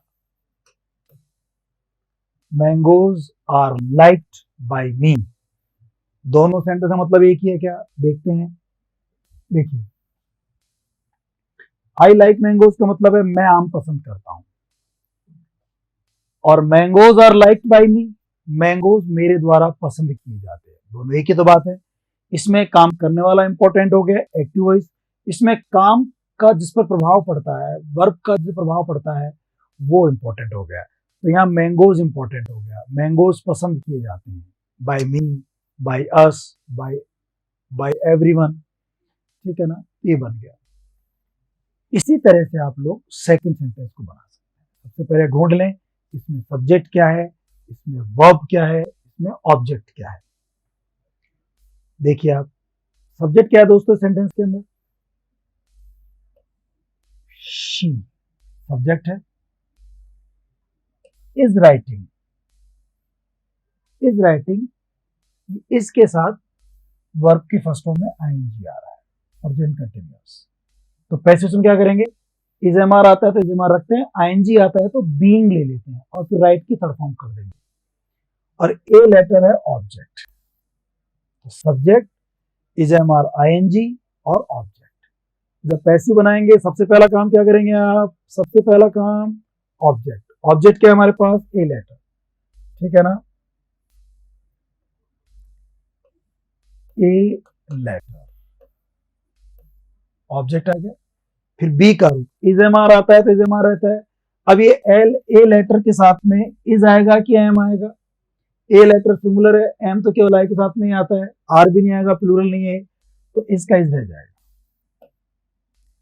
और फिर क्योंकि इसमें आईएनजी दे रखा है तो आप थर्ड फॉर्म में आईएनजी नहीं लगा सकते, तो डायरेक्ट थर्ड फॉर्म में ले सकते, पहले आपको आईएनजी का इलाज करना पड़ेगा। तो मामला फंसा अपने पास। तो मैंने बताया था कि अगर इज एम आर के साथ आईएनजी आ जाता है तो हम क्या करते हैं, आईएनजी लगा देते हैं उसमें बी को लेकर के, be, a letter is be, write की third form written, a letter is being written by, she को शी नहीं लिखेंगे, शी का ऑब्जेक्टिव फॉर्म करना पड़ेगा हर। जो नियम पढ़े उसी के अकॉर्डिंग क्वेश्चंस कर रहे हैं। शी का बाय हर कर दिया, ए लेटर को शुरू में ले आए, ए लेटर को शुरू में ले आए, बाय हर को यहाँ ले गए, ये पांचवा काम, बाय को लगा दिया चौथा काम, रिटर्न थर्ड फॉर्म तीसरा काम, इज एम आर को इज एम आर रखा और बीइंग लगा दिया, ये दूसरा काम। हो गई 5 स्टेप। ऑब्जेक्ट शुरू में, सब्जेक्ट लास्ट में, शी को लास्ट में गए तो हर कर दिया, उससे पहले बाय लगा दिया, और इज एम आर का इज एम आर रखा, आईएनजी लगा दिया, बीइंग हो गया। तो a letter is being written by her. अब इसके बाद देखिए next, he was putting the book on the table. He subject है, वॉज पुटिंग रख रहा था, वॉज आ गया और फर्स्ट फॉर्म में आईएनजी आ गया। द बुक ये ऑब्जेक्ट है। ऑब्जेक्ट कैसे पता लगा, कई लोग समझते हैं साहब टेबल ऑब्जेक्ट होगा, द टेबल ऑब्जेक्ट होगा, ऑन द टेबल ऑब्जेक्ट होगा, तो इस समस्या से मत जूझिए, दिमाग लगाइए, आंसर आपके पास आ जाएगा। रखना वर्ब है, कौन रख रहा था, ही, और वो रख रहा था, क्या रख रहा था, वर्ब के साथ प्रश्न रखिए, क्या वह किसको, वह क्या रख रहा था, बुक रख रहा था, या टेबल रख रहा था, बुक रख रहा था। अब ये कहां रख रहा था, बुक को कहां रख रहा था, टेबल पे रख रहा था, तो कहां का जवाब है ये, और जो कहां का जवाब होता है उसे हम कहते हैं प्लेस। तो ये तो प्लेस है, ही सब्जेक्ट है, वॉज पुटिंग वर्ब है, द बुक जो है वो ऑब्जेक्ट है, ऑन द टेबल प्लेस है। और मैं बता रहा था आप लोगों को कि एक्टिव से जब पैसिव बनाते हैं तो 3 ही चीज का रोल होता है, एक तो सब्जेक्ट का, एक वर्ब का और एक ऑब्जेक्ट का, ठीक है ना। तो सबसे पहले ऑब्जेक्ट आ जाएगा, प्लेस को छोड़ दो वैसे वैसे, द बुक, वॉजर है तो वॉजर रहेगा, अब क्योंकि द बुक सिंगुलर दे रखा है तो वॉज ही आ जाएगा, ऊपर वाले की तरह रूल है। आईएनजी है तो बीइंग ले लेंगे, वॉज बीइंग। पुट की तीनों फॉर्म सेम होती हैं, पुट पुट पुट, तो the book was being put, the book was being put by him. हो गई 5 steps. The book was being put by him, पुस्तक उसके द्वारा रखी जा रही थी। अब ये बच गया प्लेस, ये जहां है इसको वहीं रख दो, छेड़ो मत इसको आप। हाँ ये जरूर कर सकते हैं ऐसे लोग, जैसे प्लेस वगैरह थोड़ा छोटा ही हो, जैसे ज्यादा बड़ा नहीं है, बहुत बड़ा फ्रेज नहीं है, तो अपना बाय हिम को ऑन द टेबल के बाद भी ले जा सकते थे, लेकिन ज्यादा अच्छा है कि आप इस नॉलेज को यहीं रख दें। The book was being put by him on the table.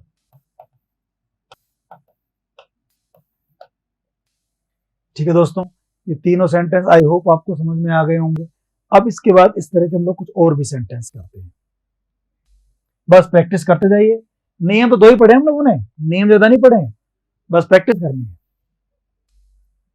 They do experiments in the lab, इस वाक्य को करना है, दे do experiments in the lab. पहचान लो, खुद करो, पहले मेरे आंसर बताने से पहले फटाफट नोटबुक में आंसर लिख लो और मिलान कर लो, कॉन्फिडेंस डेवलप होगा कि यार मेरा सही हो गया, ये सही हो गया था, इतना गलत हो गया। तो बार बार जब क्वेश्चंस करोगे तो आपका अच्छा ये टॉपिक क्लियर हो जाएगा। अच्छी बात क्या है, मैंने रूल केवल 2 ही पढ़ा है। और देखो ये छठा क्वेश्चन तो आपको यहाँ दिख रहा होगा, तो 2 रूल से हमने इतने सारे क्वेश्चन कर लिए। और अगर आप दिमाग लगाएंगे और पिछले पेपर तक देखेंगे ना, तो मेरे 2 रूल से आप जब पेपर देखेंगे पिछले, आपको लगेगा ये सारे क्वेश्चन हम सोल्व कर पा रहे हैं। केवल एक ही क्लास से हमें एक्टिव स्पेस समझ में आ गया। बिल्कुल सही कह रहे हैं आप, 80% क्वेश्चन सोल्व हो जाएंगे इससे। वो जो 20% बचा है ना, उसके लिए हमें पैसेज का बचा हुआ पार्ट पढ़ना पड़ेगा, जो लंबा भी है और उसमें रूल्स भी ज्यादा है। तो ये मेन कॉन्सेप्ट इसका यही है, इतना समझ के भी आप क्वेश्चन सॉल्व कर सकते हैं। देखो पहले पहचानो, मैं जो कह रहा हूं उसी प्रोसेस चलो। अगर आपको कम आता है तो जिनको ऑलरेडी एक्टिव पैसेज आते हैं वो तो इजीली कर ही रहे होंगे, ठीक है ना, उनके लिए भी क्लास फ्रूटफुल है। लेकिन जिनको नहीं आता ना, उनके लिए ज्यादा फ्रूटफुल है और उनको थोड़ा ज्यादा एहतियात बरतना चाहिए, जल्दबाजी ना करें। सबसे पहले सेंटेंस में आप देख लीजिए कि सब्जेक्ट क्या है, इस सेंटेंस में वर्ब क्या है, इस सेंटेंस में ऑब्जेक्ट क्या है, ठीक है ना। देख लीजिए आप, they do experiments in the lab. वे लोग कोई साइंटिस्ट होंगे या कोई रिसर्चर होंगे, वे लैब में एक्सपेरिमेंट करते हैं। तो एक्सपेरिमेंट करना ये वर्ब है। वर्ब की कौन सी फॉर्म है? First form. वे काम करने वाले हैं, सब्जेक्ट है। वे करते हैं, क्या करते हैं दोस्तों? वो एक्सपेरिमेंट्स करते हैं या लैब करते हैं? क्या करते हैं? लैब करते हैं क्या वो, या वो एक्सपेरिमेंट करते हैं? सोचो और बताओ। अगर क्या का जवाब क्या करते हैं, जो जवाब आएगा वही ऑब्जेक्ट होगा। तो ऑब्जेक्ट द लैब को मानोगे या एक्सपेरिमेंट्स को मानोगे? वे क्या करते हैं ये देखिए आप, वे एक्सपेरिमेंट करते हैं। कहां करते हैं? लैब में करते हैं। तो कहां करते हैं, इसका जवाब है लैब, वो प्लेस है। और क्या करते हैं? एक्सपेरिमेंट्स, ये ऑब्जेक्ट है। समझना, हमारे स्टूडेंट जनरली ये गलती कर देते हैं, वो समझ ही नहीं पाते कि इसमें ऑब्जेक्ट क्या है। कई बार हमें लगता है कि शुरू में सब्जेक्ट होता है, लास्ट में ऑब्जेक्ट होता है। नहीं, ऑब्जेक्ट के बाद मैंने 10 से पढ़ाया था, मैनर भी हो सकता है, प्लेस भी हो सकता है, टाइम भी तो हो सकता है। तो पहचानो, वर्ब के साथ प्रश्न रखो, क्या, वह, किसको, जो जवाब आएगा वही तो ऑब्जेक्ट होगा। अगर कहां का जवाब आया तो प्लेस होगा, कब का जवाब आया तो टाइम होगा। तो क्या करते हैं? एक्सपेरिमेंट। कहां करते हैं? लैब में, ये हो गया प्लेस। आ रही बात में आप लोगों को? अब जब पैसिव बनाते हैं तो 3 चीज तो काम आनी है, सब्जेक्ट, वर्ब, ऑब्जेक्ट, उन्हीं को इधर उधर करना है, बस हो जाएगा पैसिव। तो शुरू में किसको लेके आओगे? लैब को या एक्सपेरिमेंट्स को? एक्सपेरिमेंट्स को। शुरू में आता है ऑब्जेक्ट, ऑब्जेक्ट हमारा है एक्सपेरिमेंट, एक्सपेरिमेंट्स। अब आएगा बी का रूप, बी का रूप आता है एक्टिव की वर्ब के अकॉर्डिंग। वर्ब क्या है? फर्स्ट फॉर्म, तो बी का आ जाएगा फर्स्ट फॉर्म। बी का फर्स्ट फॉर्म क्या होता है? बिल्कुल सही कह रहे हैं आप, याद हो गया आप लोगों को, इज, एम, आर। अब इज आएगा, एम आएगा, आर आएगा। यहां पर ऑब्जेक्ट देखिए क्या है? एक्सपेरिमेंट। सिंगुलर है कि प्लूरल है? एक्सपेरिमेंट में एस लगा हुआ है तो प्लूरल है। जब भी किसी नाउन में एस लग जाते हैं, जनरली वो नाउन प्लूरल होते हैं, तो प्लूरल हो गया एक्सपेरिमेंट। तो इज एम आर में से क्या लगा देंगे आप? आर। फिर वर्ब की कौन सी फॉर्म आनी है? Third form. डू की थर्ड फॉर्म क्या होती है? मैंने क्लास में बताया था, पिछली क्लास में देखी ना आप लोग। डू डज फर्स्ट फॉर्म होती है, डिड सेकंड फॉर्म होती है और डन थर्ड फॉर्म होती है। तो डन आ जाएगा। Experiment are done. एक्सपेरिमेंट्स किए जाते हैं, कहां किए जाते हैं एक्सपेरिमेंट्स? In the lab. किसके द्वारा किए जाते हैं? Bye them. लिखने की जरूरत नहीं है, लिखना चाहो तो लिख दो भले ही बाय देम, बट वैसे ना लिखने की जरूरत नहीं है। मैंने बताया था कि पैसिव वॉइस में बाय प्लस ऑब्जेक्ट जनरली नहीं लिखते हैं, जनरली बाय प्लस ऑब्जेक्ट हम लोग नहीं लिखते हैं, ठीक है ना। तो experiments are done in the lab, बस यही पे खत्म हो जाएगा, अच्छा लगेगा। एक्सपेरिमेंट्स लैब में किए जाते हैं। कोई नहीं पूछेगा भाई साहब किसके द्वारा किए, सब जानते हैं, तो ये बताने की जरूरत नहीं है, ऑब्वियस होता है। Experiments are done. फिर भी लिखना चाहो एग्जाम में आ जाए तो बाय देम आ जाए तो मान लो, कोई दिक्कत नहीं, देखा बाय देम होता है, हम जानते हैं अच्छी तरह से। इस बाय देम को इन द लैब से पहले भी लिखा जा सकता है। थोड़ा समझ आ रहा है आप लोगों को? तो पहले पहचानना पड़ेगा कि इस वाक्य में सब्जेक्ट क्या है, वर्ब क्या है, ऑब्जेक्ट क्या है। ये बात पकड़ में आ गई तो आधा काम हो गया। फिर देख लो वर्ब कौन सी है, वर्ब का फॉर्म देख करके पैसे उसकी वर्ब बी प्लस फॉर्म कर दो, पूरा काम हो गया। 100% जवाब आपका सही हो जाएगा। Next question, she painted the door green. क्या इसमें ऑब्जेक्ट ग्रीन है? यही तो लड़ाई है, यही लड़नी है, यही देखनी है, समझनी है। पेंट करना वर्ब की सेकंड फॉर्म, ईडी लगा रखा है इसमें। उसने पेंट कर दिया डोर को। क्या काम किया उसने? पेंट करने। किसने किया? उस लड़की ने, शी। जो काम करने वाली है वो शी है, ये सब्जेक्ट है। क्या काम किया इसने? पेंट किसको किया? क्या वह किसको पेंट किया? क्या पेंट किया? किसको पेंट किया? दरवाजे को पेंट किया। क्या पेंट किया उसने? दरवाजे को पेंट किया। किसको पेंट किया? दरवाजे को पेंट किया। तो क्या वह किसको का जवाब आता है? वो होता है आपका object. She painted the door, उसने दरवाजे को पेंट कर दिया। उसने दरवाजे को कैसा पेंट कर दिया दोस्तों? उसने दरवाजे को ग्रीन पेंट कर दिया। तो ग्रीन किस तरह का किया? ग्रीन किया। ग्रीन किसको किया उसने? दरवाजे को किया। एक्चुअली दरवाजे की बात को ही कंप्लीट कर रहा है। दरवाजे को पेंट कर दिया। किस तरह का पेंट किया दरवाजे को? कैसा पेंट किया दरवाजे को? ये उसी की बात को आगे बढ़ा रहा है, उसी को और कंप्लीट करने की कोशिश कर रहा है, उसी का एक पूरक है, उसी बात को और पूरा करने की कोशिश कर रहा है। तो इसे हम कहते हैं कॉम्प्लीमेंट। कॉम्प्लीमेंट, सी में शॉर्ट में लिख दिया, कॉम्प्लीमेंट यानी पूरक है। तो ये ऑब्जेक्ट नहीं है, इससे पैसिव वॉइस नहीं बनेगा। कॉम्प्लीमेंट से पैसिव वॉइस नहीं बनते हैं, ठीक है ना। तो she painted the door green, उसने दरवाजे को ग्रीन पेंट कर दिया। अब सबसे पहले ऑब्जेक्ट लाएंगे। ऑब्जेक्ट क्या है दोस्तों हमारा? The door. द डोर ये हमारा ऑब्जेक्ट है। फिर आएगा आपका आना है बी। बी आएगा वर्ब के हिसाब से। यहां वर्ब है हमारे पास पेंटेड। ये वर्ब की कौन सी फॉर्म है दोस्तों? ये है वर्ब की सेकंड फॉर्म। तो बी का सेकंड फॉर्म क्या होता है? Was verb. बिल्कुल सही। ये फ्लो होना चाहिए, आपको आना चाहिए कि यार ये होता है, ये होता है, तो याद कर लो, फिर सब कुछ सरल हो जाता है। देखो थोड़ी मेहनत तो करनी पड़ेगी, वो केवल इंग्लिश थोड़ी करनी पड़ेगी, वो तो आप मैथ पढ़ेंगे तब भी करनी पड़ेगी, साइंस पढ़ेंगे तब भी करनी पड़ेगी।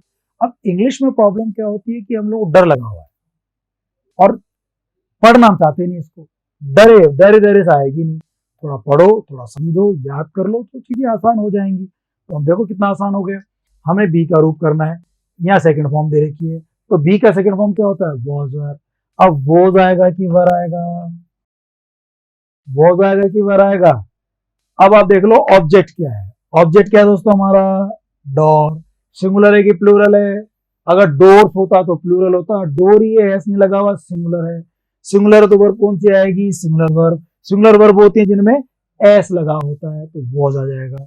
The door was. फिर आएगा दोस्तों वर्ब की थर्ड फॉर्म। थर्ड फॉर्म क्या है हमारे पास यहाँ पे? पेंट की थर्ड फॉर्म ईडी जोड़ रखा है, थर्ड फॉर्म भी यही होती है, पेंटेड। पेंटेड और थोड़ा अच्छा उच्चारण करें तो द डोर वॉज पेंटेड। किस तरह का पेंट किया गया?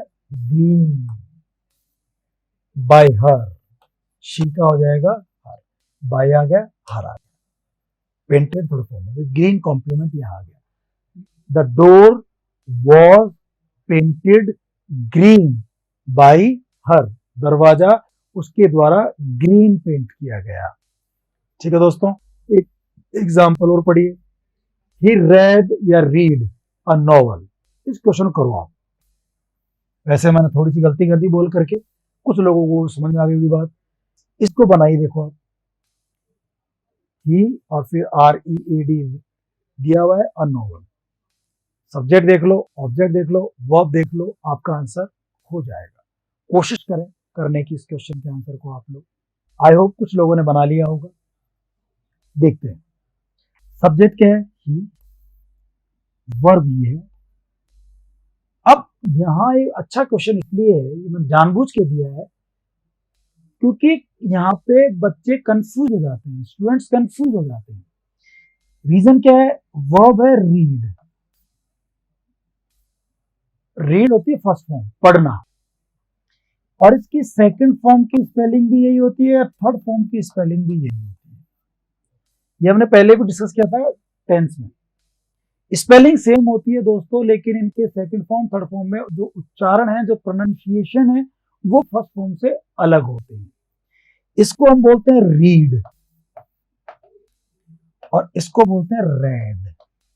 रेड, एक तो ये बात है। दूसरी बात देखो, अब यहां चूंकि तीनों फॉर्म सेम होती हैं,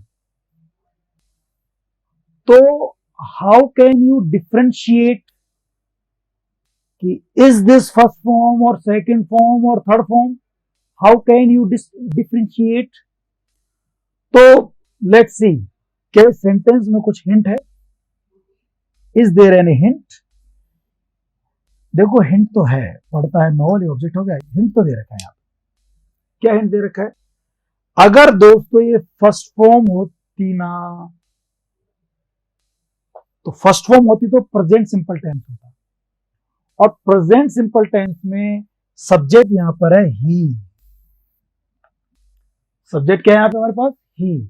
और ही होता है सिंगुलर, और सिंगुलर सब्जेक्ट के साथ में वर्ब की फर्स्ट फॉर्म में एस या ईएस का यूज करते हैं।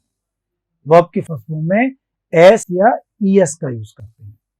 तो यहां रीड के साथ में एस लगना चाहिए था अगर ये प्रेजेंट सिंपल टेंस होता, अगर ये फर्स्ट फॉर्म होती, क्योंकि ही के साथ अकेली फर्स्ट फॉर्म नहीं आ सकती, फर्स्ट फॉर्म तो प्लूरल में आती है और ही सिंगुलर सब्जेक्ट है। तो अगर ये रीड्स होता, READS होता, तो ये प्रेजेंट सिंपल टेंस होता, ये वर्ब की फर्स्ट फॉर्म होती। लेकिन दोस्तों ये वर्ब की फर्स्ट फॉर्म नहीं है, क्योंकि एस नहीं है यहां पर, और ये थर्ड फॉर्म भी नहीं है। No, it's not also third form, क्योंकि थर्ड फॉर्म कभी भी अकेली नहीं आती, वो हमेशा हमेशा हेल्पिंग वर्ब के साथ में आती है। तो ये अकेली आ रही है तो थर्ड फॉर्म भी नहीं है, तो ये हो ना हो क्या है दोस्तों? सेकंड फॉर्म है। कौन सी फॉर्म है? Second form. तो ये सब्जेक्ट ही पढ़ता है, वो लड़का क्या पढ़ता है? नोवेल। और रीड जो है यहां पर, ये स्पेलिंग चूंकि 3 है, अगर सिंगुलर होती तो एस लगता, प्लूरल होती हैज हैव हैड आता, तो ये सेकंड फॉर्म है। अब चूंकि ये सेकंड फॉर्म है, तो अब आप चेंज कर सकते हैं इसको पैसिव वॉइस में। देखिए,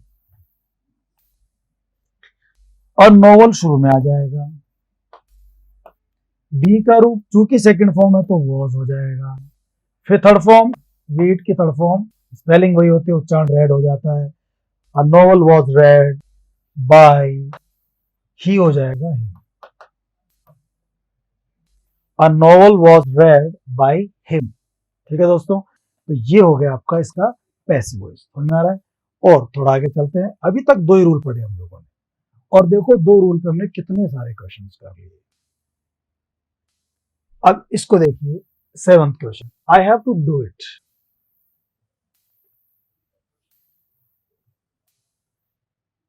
आई सब्जेक्ट है, I have to do it object है,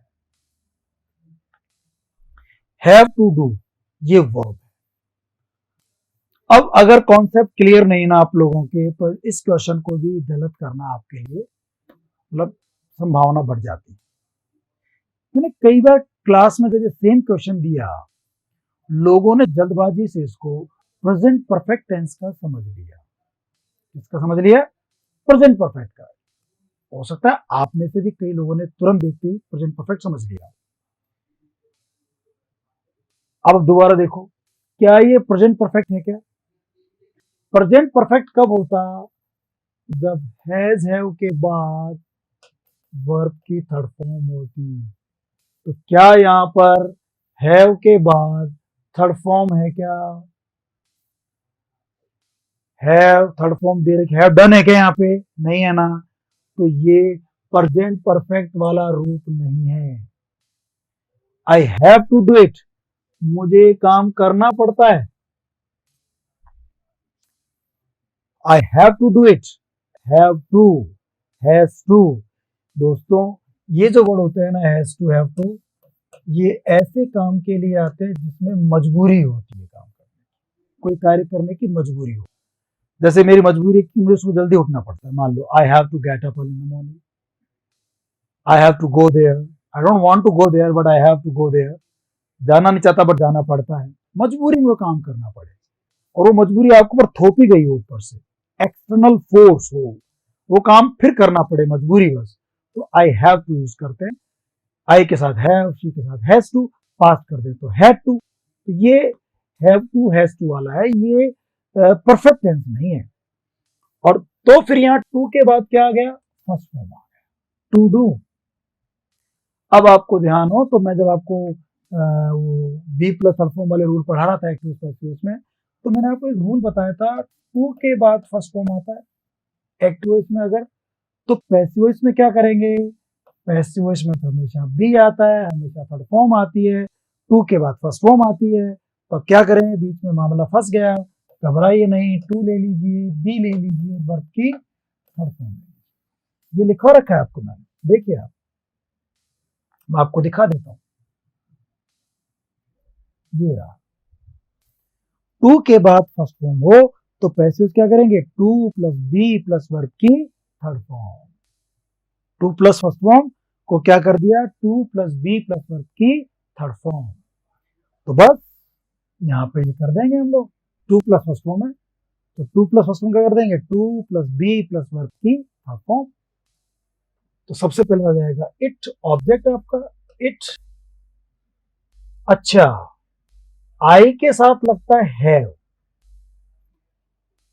क्या इट के साथ भी हैव ही आएगा, वो चेंज तो करना नहीं, करना तो चेंज को ये है, लेकिन क्या हैव ही रह जाएगा क्या, ये कई बार देखता हूं गलती हो जाती है, हैव नहीं रहेगा, इट सिंगुलर सब्जेक्ट है, तो सिंगुलर सब्जेक्ट के साथ क्या करते हैं हम लोग, हैज लगाते हैं, प्लूरल में हैव लगाते हैं, और आई प्लूरल वर्ब लेता है जनरली, इसलिए वो हैव लेता है, तो चूंकि सब्जेक्ट आई की जगह इट हो गया, तो अब हैव नहीं आएगा, अब हम हैज यूज करेंगे, इट हैज, और टू डू क्या कर देंगे, to be third form, to be do का third form done, it has to be done, फिर आ जाएगा बाय, और आई का क्या हो जाएगा दोस्तों, मी हो जाएगा, it has to be done by me, ठीक है दोस्तों, ओके। इसके बाद आ जाइए आप नेक्स्ट सेंटेंस पे, ये भी कुछ वैसा सेंटेंस हो गया, यू ऑट टू मॉडल होता है, शुड की तरह यूज होता है, चाहिए, you ought to work hard, तुम्हें कठिन मेहनत करनी चाहिए, अब यहाँ क्या हो गया, मॉडल तो है पर टू के बाद इसमें भी फर्स्ट फॉर्म है, तो आप क्या करेंगे, टू के बाद फर्स्ट फॉर्म है तो वही to plus be plus third form कर देंगे, और मॉडल वाला भी हो गया, और टू मॉडल है तो बी आ जाएगा उसके बाद, तो वैसे भी आ गया, दोनों रूल को ये सेट कर दिया इस मॉडल ने, तो you ought to work hard, तुम्हें कठिन मेहनत करनी चाहिए, अब एक चक्कर पड़ गया, ये सब्जेक्ट हो गया, ओ टू वर्क, ये ओ टू मॉडल है, तो वर्ब मान लीजिए, मॉडल वाली वर्ब मान लीजिए, या टू प्लस फर्स्ट फॉर्म वाली मान लीजिए, you ought to work hard, तुम्हें कठिन मेहनत करनी चाहिए, क्या करनी चाहिए, कठिन मेहनत, तो वर्ब भी वर्क है और काम करना, क्या काम करना, कठिन मेहनत करनी चाहिए, तो वो भी ऑब्जेक्ट ही एक तरह से, तो इसमें स्पष्ट रूप से ऑब्जेक्ट नहीं दिया एक्चुअली, भाई ought टू वर्क वर्ब है पूरी, ये पूरी वर्ब मानो आप,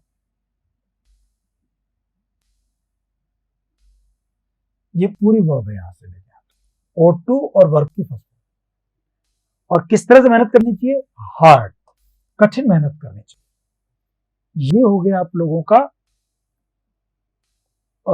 किस तरह मेहनत, मैनर हो गया, मैनर हो गया, हार्ड करनी चाहिए, अच्छे ढंग से करनी चाहिए, दिस इज मैनर, तो it means there is no object in this sentence, इस सेंटेंस में ऑब्जेक्ट है ही नहीं, लेकिन पैसिव बनाना पड़ जाए सेंटेंस का, अच्छा क्वेश्चन है, तो हमें ऑब्जेक्ट मान लेते हैं, काम करते हैं, तो कैसे मान सकते हैं कि भाई you ought to work hard, तो ये कह सकते हैं तुम्हें कठिन मेहनत करनी चाहिए, पैसिव बना सकते हैं कठिन मेहनत तुम्हारे द्वारा होनी चाहिए, तो वर्क हार्ड को हम क्या कर देंगे, हार्ड वर्क, शुरू में कठोर परिश्रम, हार्ड वर्क, मॉडल है ought टू, इसके बाद बी आ जाएगा, फिर थर्ड फॉर्म आ जाएगी, hard work, ought to be done, या ought to be done, done कर दो, थोड़ा चेंज करना पड़ेगा इसको, हार्ड वर्क और टू बी डन। देखो कई बार होता है इस तरह के सब्जेक्ट ऑब्जेक्ट नहीं दिए होते अपने को, तो मैं आगे आगे पढ़ाऊंगा आपको। जब एक्टिव स्पेसेस के लास्ट की जो एक्सरसाइज होंगी वो ऐसे होंगी कुछ, कई बार सब्जेक्ट नहीं होगा, कई बार ऑब्जेक्ट नहीं होगा, फिर भी हमें पैसिव बनाना पड़ेगा। पैसिव में क्या होता है, काम करने वाले को आप बिल्कुल पैसिव बना देते हो, इंपॉर्टेंस खत्म कर देते हो। तो हमें यू की भी इंपॉर्टेंस खत्म करनी है, लेकिन काम की इंपॉर्टेंस लेकर आनी है। हार्ड वर्क और टू बी डन, कठिन मेहनत होनी चाहिए। बाय यू चाहो तो लिख सकते हो आप, हार्ड वर्क और to be done by you, आपके द्वारा कठिन मेहनत होनी चाहिए। ये थोड़ा सा इसके अंदर आपको दिमाग लगाना पड़ेगा कि ये कैसे बन गया, लेकिन मेन चीज क्या होती है पैसिव की, देखो बी प्लस और फॉर्म वो यहां आ रहा है, बाय यू लास्ट में ले गए, ऑब्जेक्ट था नहीं इसके अंदर, तो थोड़ा सा हमने ट्रिक अपनाई कि ऑब्जेक्ट कैसे लेकर आए। तो हमने क्या कर दिया, हार्ड वर्क ही होना चाहिए तुम्हारे द्वारा, तुम्हें कठिन मेहनत करनी चाहिए, कठिन मेहनत तुम्हारे द्वारा होनी चाहिए। बात तो वही है, हार्ड वर्क और टू बी डन। डन कहां से आ गया, डू वर्क, तो डू हमने खुद मान ली वर्क और परफॉर्म कर दी, हार्ड वर्क और to be done by you. अच्छा सेंटेंस था ये, इस तरह से। आगे देखिए आप लोग, ही सब्जेक्ट है, डज नॉट राइट, ये वर्ब है और डज आ रहा है इसके अंदर, तो ये डू डज फर्स्ट फॉर्म वाला है। और ये पहला सेंटेंस है हमारे 8-9 सेंटेंसेस में अब तक में जिसमें हमने नेगेटिव सेंटेंस लिया है। तो नेगेटिव को भी तो असर्टिव भी होते हैं ना, मैंने पढ़ाया था आपको कि असर्टिव सेंटेंस बात कहते हैं, बात वो एफर्मेटिव भी हो सकती है और नेगेटिव भी हो सकती है। तो ये जो है हमारा नेगेटिव सेंटेंस है, वह नहीं लिखता है। क्या नहीं लिखता है, वो बुक्स नहीं लिखता है, तो ये ऑब्जेक्ट हो गया। और डू डज फर्स्ट फॉर्म है, तो मैंने आपको पढ़ाया था कि फर्स्ट फॉर्म आ जाए, फर्स्ट फॉर्म एसोरियस आ जाए या डू डज आ जाए, तो पैसिव बनाते समय वर्ब की फर्स्ट फॉर्म करेंगे is am are. Do does आ जाता है तो इज एम आर, डिड आ जाता है तो वॉज वर्ब, तो डू डज आया इज एम आर होगा। अब इज आएगा, एम आएगा, आर आएगा, इसके लिए आप देखेंगे ऑब्जेक्ट क्या है हमारा। हमारा ऑब्जेक्ट यहां पर है बुक्स, तो शुरू में आएगा बुक्स। अब बुक्स चूंकि प्लूरल है तो इज एम आर में से क्या लगाएंगे आप, आर लगा देंगे, बुक्स आर। नॉट दे रखा है तो नॉट लिखें आप भी। अगर एक्टिव में नेगेटिव है तो पैसिव में भी नेगेटिव ही बनेगा। बुक्स आर नॉट, राइट की third form written, write wrote written, books are not return by he, क्या हो जाएगा दोस्तों, हिम हो जाएगा। ही का हिम, शी का हर, ऐसे करते हैं, यू का यू रखा हमने।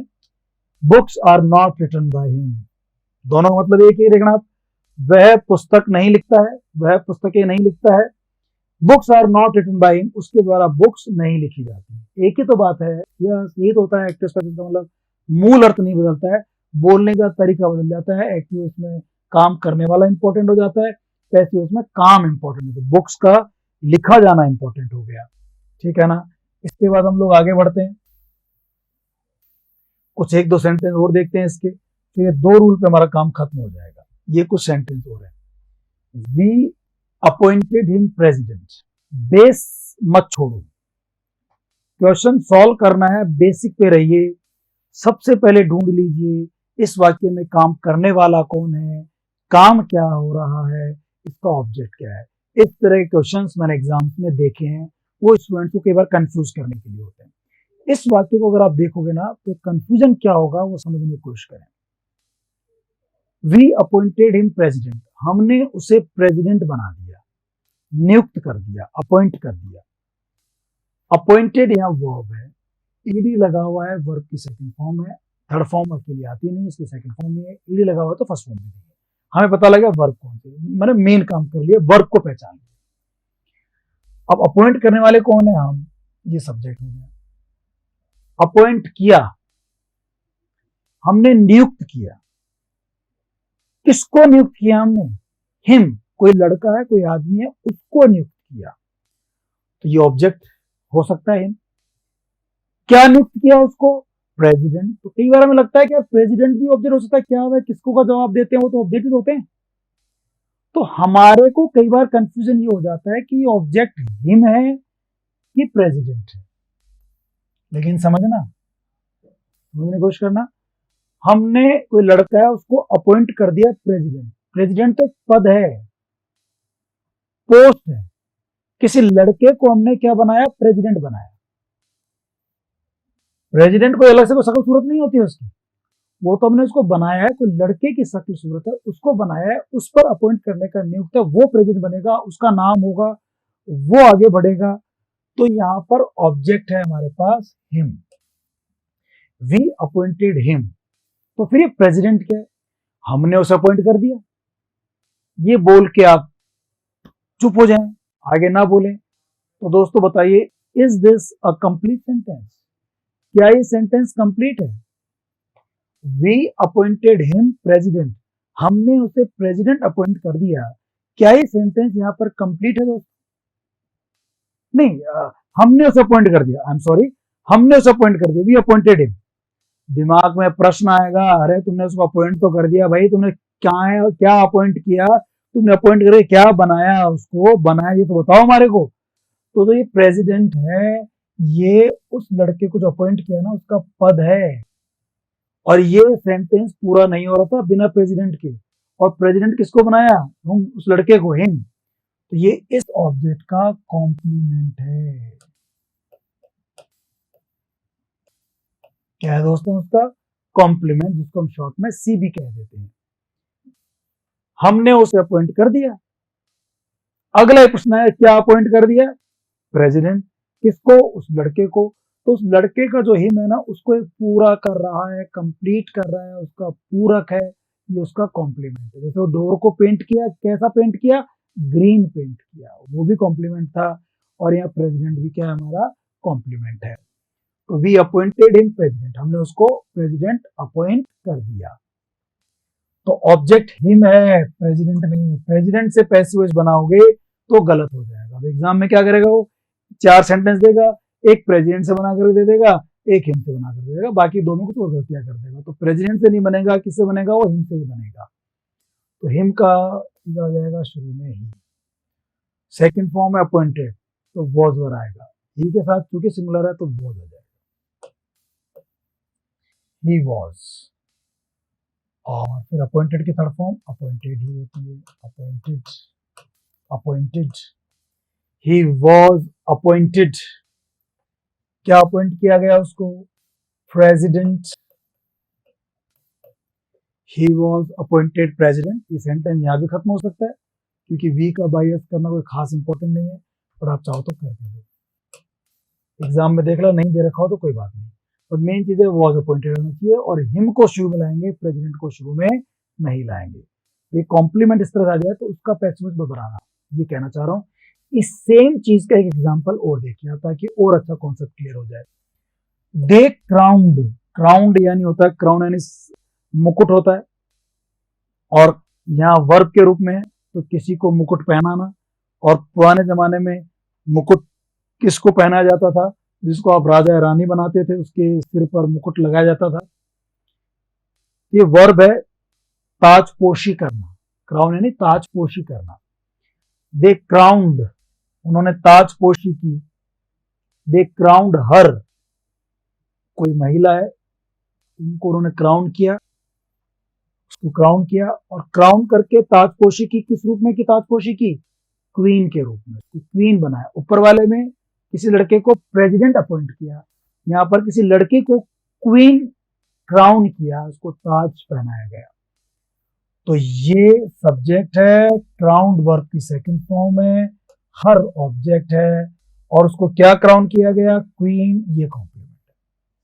तो पैसिव वॉइस क्वीन से बनाओगे कि हर से बनाओगे, ऊपर वाले सेंटेंस देखो आप, कॉम्प्लीमेंट से पैसिव वॉइस नहीं बनते, इसलिए वो हर से ही बनाओगे। तो यहां पर होगा शी, क्राउंड चूंकि वर्ब की सेकंड फॉर्म है, तो यहां आ जाएगा वॉज, शी वॉज। फिर आएगा क्राउंड, शी वॉज क्राउंड, उसकी ताजपोशी की गई, किस रूप में की गई, queen, she was crowned queen bye them. बस बन गया सेंटेंस, आ गया।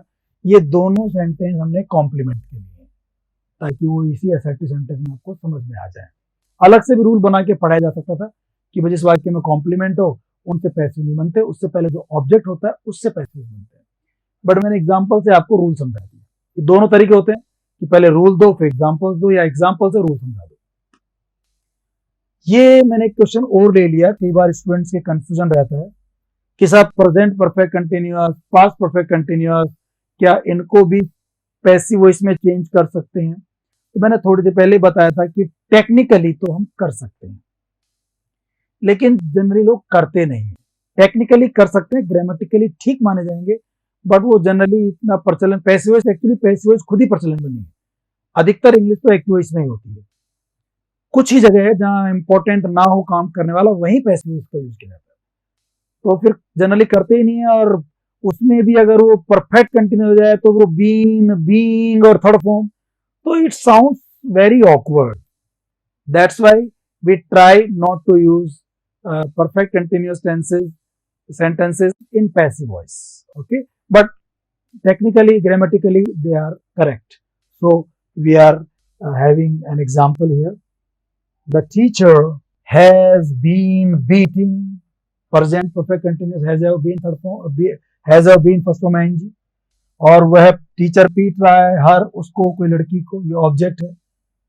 तो बना सकते हैं क्या? यस, बना तो सकते हैं। हर को ले आओ शुरू में, शी के साथ भी हैज ही आएगा, बीन आ जाएगा, और जो आईएनजी दे रखा है उसको तो कर दो बीइंग, और बीट की कर दो third form. She has been being